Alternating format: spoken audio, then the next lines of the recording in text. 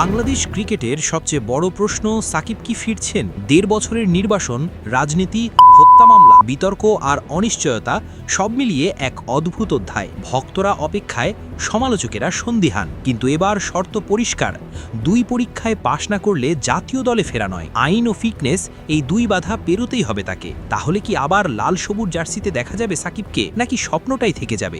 আজকের ভিডিওতে জানবো কি শর্তে এবং কতটা বাস্তবসম্মত তার প্রত্যাবর্তন।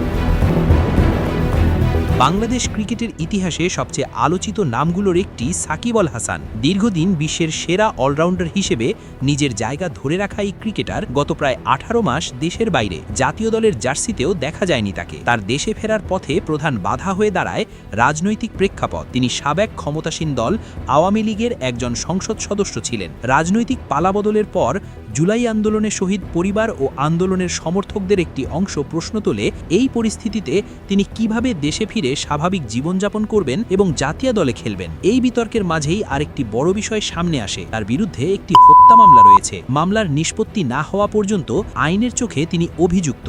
আদালত তাকে নির্দোষ ঘোষণা না দেওয়া পর্যন্ত দেশে ফেরা মানেই আইনি জটিলতা ও গ্রেপ্তারের ঝুঁকি। ফলে দীর্ঘ সময় তিনি দেশের বাইরে থাকেন। তবে সাম্প্রতিক সময়ে পরিস্থিতি কিছুটা বদলাতে শুরু করেছে। বাংলাদেশ ক্রিকেট বোর্ড তার প্রয়োজনীয় কাগজপত্র স্বরাষ্ট্র মন্ত্রণালয়ে জমা দিয়েছে। বোর্ডের পক্ষ থেকে জানানো হয়েছে, দেশে ফেরাতে তাদের করণীয় অংশ সম্পন্ন হয়েছে। এখন আইনি প্রক্রিয়া ও চূড়ান্ত সিদ্ধান্ত সরকারের হাতে। ধারণা করা হচ্ছে, আইনি জটিলতা কাটিয়ে নির্দোষ ঘোষণার পরই তাকে দেশে আনার পথ পুরোপুরি উন্মুক্ত হবে। যেহেতু প্রক্রিয়া শুরু হয়েছে, তাই অনেকে মনে করছেন বড় বাধা আপাতত নেই। কিন্তু দেশে ফিরলেই কি জাতীয় দলে জায়গা নিশ্চিত? এখানেই আসল প্রশ্ন।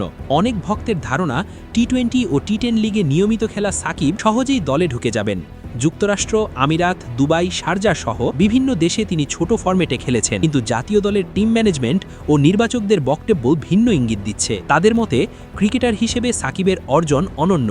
দীর্ঘদিন তিনি উচ্চমানের আন্তর্জাতিক ক্রিকেট খেলেননি। ফলে তার শারীরিক সক্ষমতা, ম্যাচ ফিটনেস এবং বর্তমান পারফরমেন্স খুঁটিয়ে দেখা হবে। যেভাবে অন্য একজন ক্রিকেটারকে বিবেচনা করা হয়, তার ক্ষেত্রেও একই নীতি প্রযোজ্য হবে। ক্রিকেট অপারেশনস কমিটির চেয়ারম্যান নাজমুল আবেদিন ফাহিম জানিয়েছেন, অন্য ক্রিকেটারদের মতোই তাকে ফিটনেস সার্টিফিকেট নিতে হবে এবং নির্বাচকদের আস্থা অর্জন করতে হবে।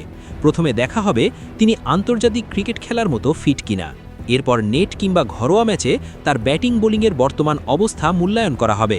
সবকিছু সন্তোষজনক হলে তবেই চূড়ান্ত সিদ্ধান্ত। এই কারণেই বোর্ড প্রধান নির্বাচক গাজী আশরাফ হোসেন লিপুকে আরও 1 মাস দায়িত্বে রাখার অনুরোধ করেছে।